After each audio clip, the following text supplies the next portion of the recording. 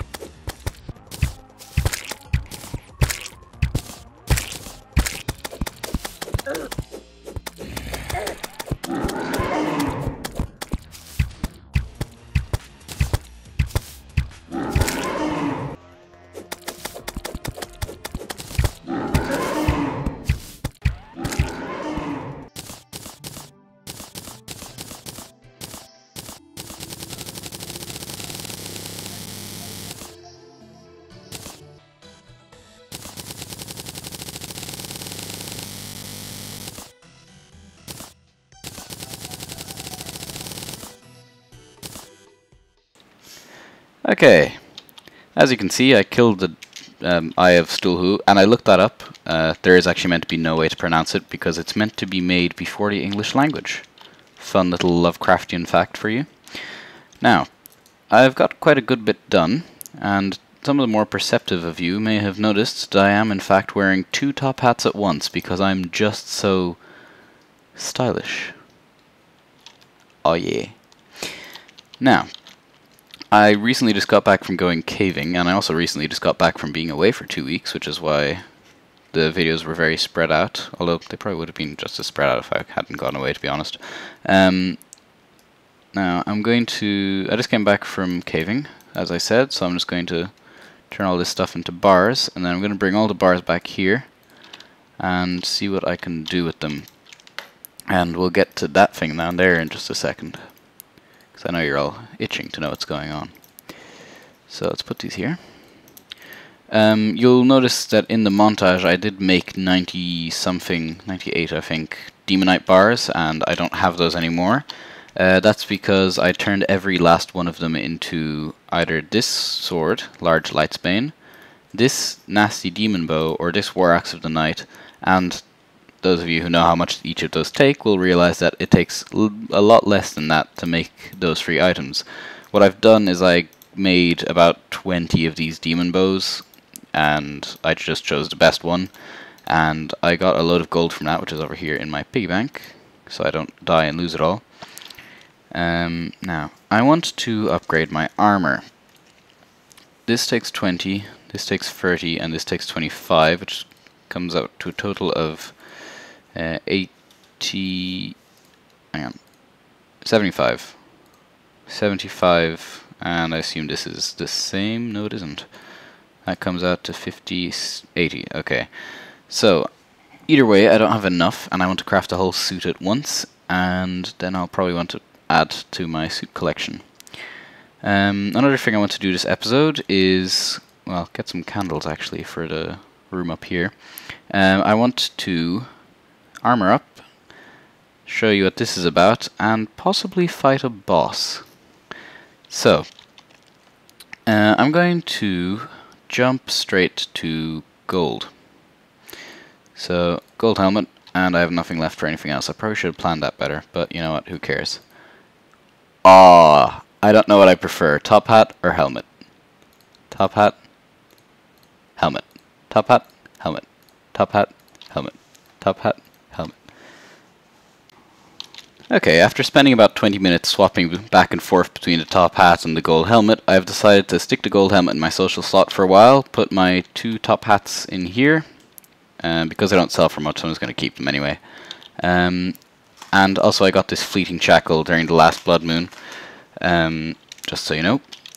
Now, down here, you'll notice there is a shit ton of clay pots, which I made during that montage. And basically what I'm going for here is to be able to have all the plants I need for potions. So I'm probably going to make a lot more use of potions in the foreseeable future, or in the near future, I should say.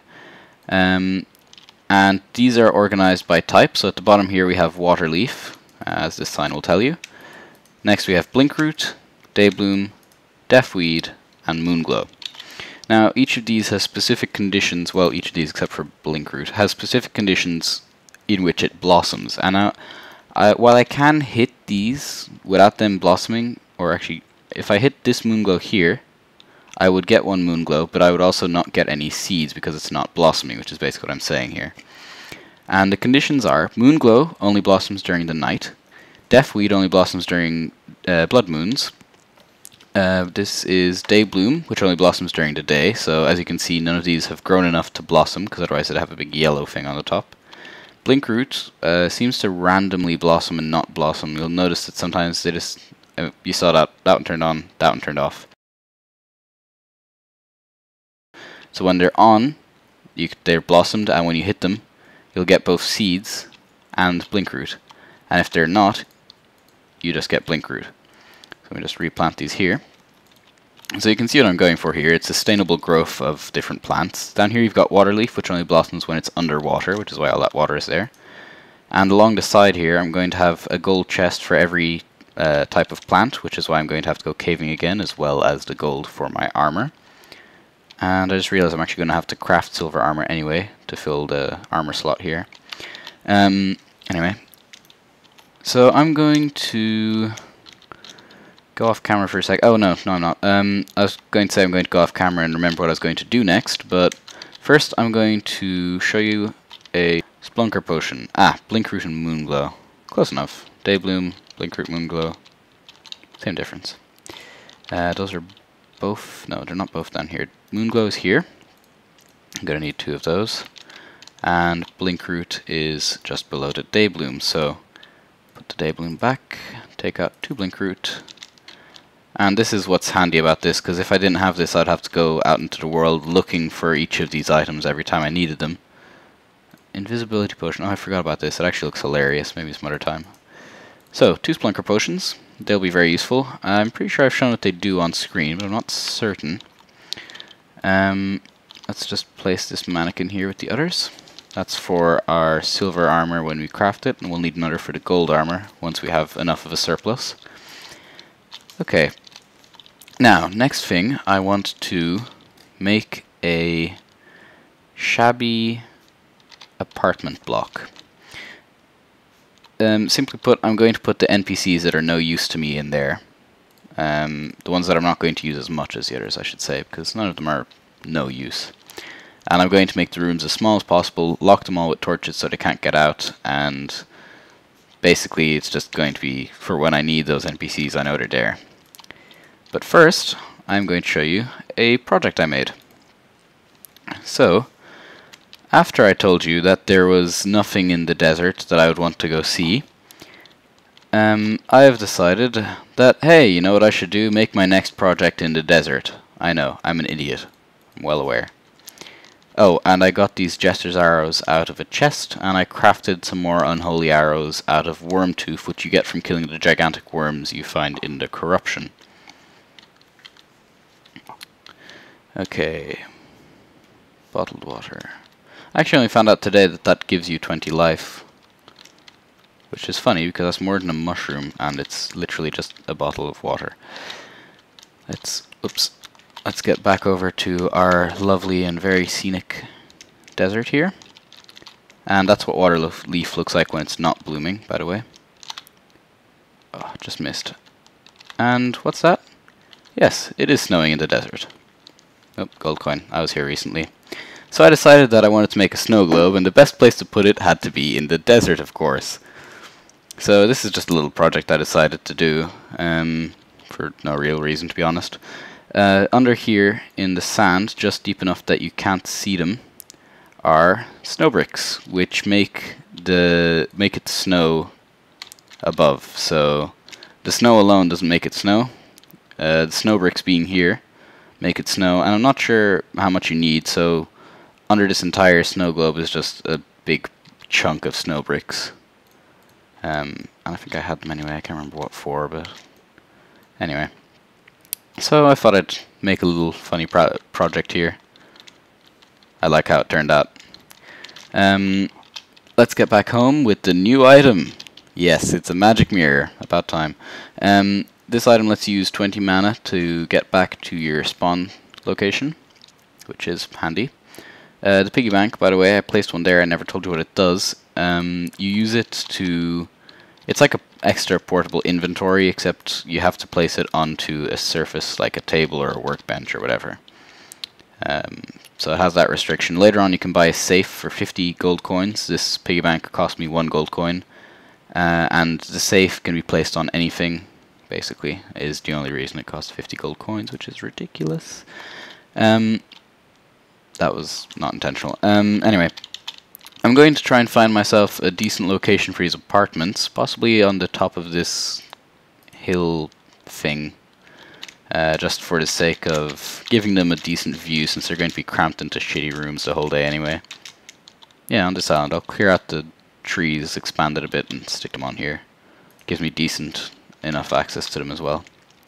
So I'm going to be back to you in just a second, once I've looked up as well the minimum things for a house to count as a house, and once I've widened this island a bit, and see you then. Okay guys, we're back. I may have gotten slightly bored of building my apartments in prime location, and I went to the corruption, destroyed a shadow ball, and got myself a musket. Shadow orb, yeah. I got myself a musket, and then pretty much instantly Maurice here appeared. He has a horrible name. I'm going to kill him later and get a better arms dealer. So I did say I was going to build a very luxurious apartment block for my future NPCs who I know I love very much. Favorite people in the world, as a matter of fact. So you see here, built out of only the finest oak wood, mahogany tables, torches, lighting, yeah. Not everyone offers lighting with their houses, so it's a very generous offer on my part, to be entirely honest, but they deserve the best. What else? Windows. Windows, they're very nice. They're great windows, you know, they can get this look out from this, you know, beautiful scenic overview. I mean, people would pay thousands for this. Thousands! They're getting it for completely free. So Maurice, gosh, right, instantly chose this house, and actually I need to, I'm probably going to leave him on the bottom here because he's actually kind of useful, or I may swap around and put Lorraine up here or something because I don't actually use the nurse that much. Anyway, because these houses are cozy, that is to say they're literally the minimum possible size for a house to be considered valid, as in you open the door and the house is now invalid. I have to lock that door so the housing isn't considered invalid. As for the windows, I can expand them out further if the NPCs so wish to have a 4x4 hole in the back of their house for a very nice overview of everything. Now that the lodging is out of the way, oh yes, actually one more thing. This apartment block, as you notice, has 7 rooms in it. I checked the wiki. There are 11 NPCs. Actually, no. You know what? You can stay there. Aha! Demolitionist. That's who I'm interested in. He actually has a kind of cool name. Since there are 11 NPCs, and I have 4 houses in my main house, and by the way, you're evicted. Since I already have 4 houses in my main house, I'm going to I added the 7 apartments up there, and that'll cater for every NPC in the game. And I think once I leave this area for long enough, they should automatically move up here. And let me put Lorraine up here. our nurse, since I moved her out. Oh, nice of the demolitionists to spawn in the apartment. Unlike that dickhead of an arms dealer, Maurice. I almost feel like I have to keep him now just because he's just so central to the gameplay. Dynamite. Anyway, I will be back in just a second, and we are going to go looking for gel. Hint, hint. Like I said before, or I don't know if I actually said it on camera or not, or if I was just thinking it, but I'm not sure if I've showed you guys what the... Showed? I don't know if I've shown you guys what the Spelunker Potion does on camera, so this is basically its effect. I have two, but it's not running out or anywhere near it, so I'm not going to remove it.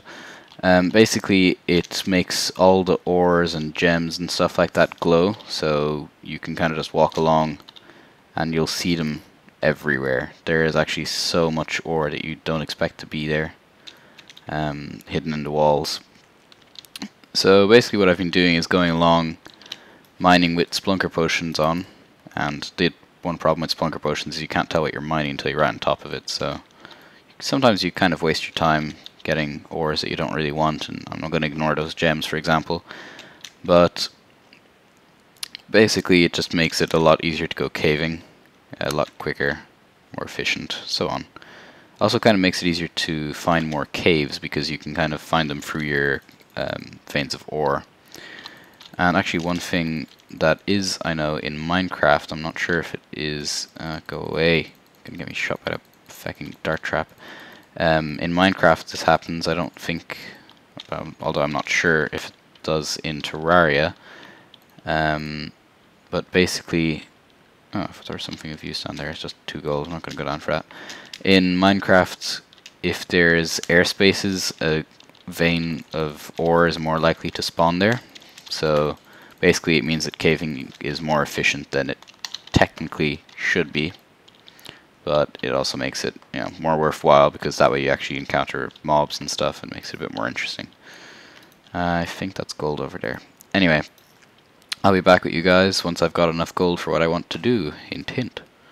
And I already have rubies. Okay, now if you know what I'm on about, you definitely know what I'm doing next. God damn it. Jesus Christ. Let's block this off. Okay guys, I just finished editing the first part of the episode, and we're just about into the right amount of time.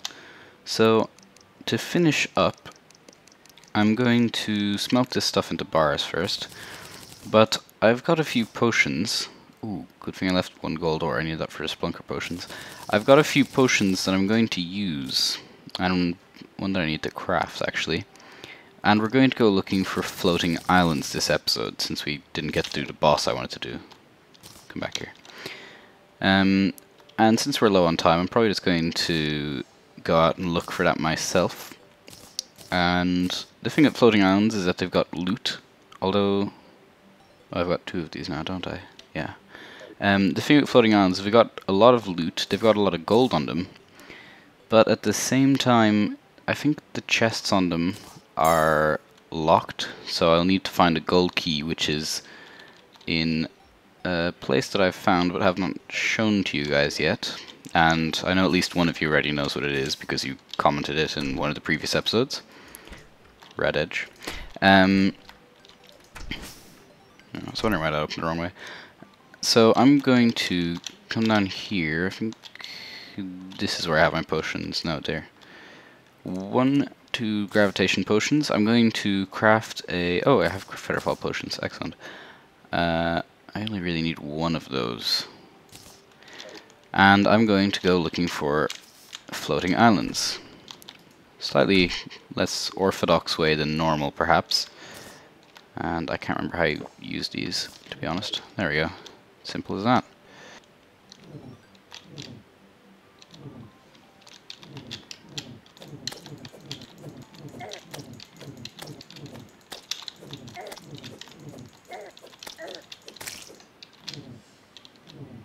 Might work.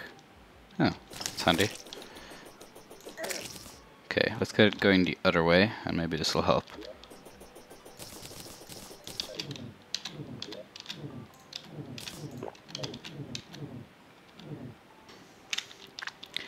Well, unfortunately, I've used up both my gravitation potions and one of the feather fall potions, which I can craft, so it's not a problem.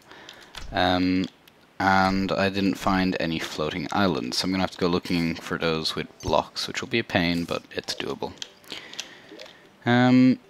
So I also craft myself a depth meter, so I can find the islands easier. Unfortunately, I only thought of that when I had already used the second gravitation potion, so no dice. What else we got here? Anything interesting?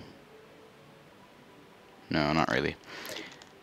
Well, I'll see you guys next episode, and I will be ready then to fight the boss I said I'm going to do this episode. See you then. Thanks for watching.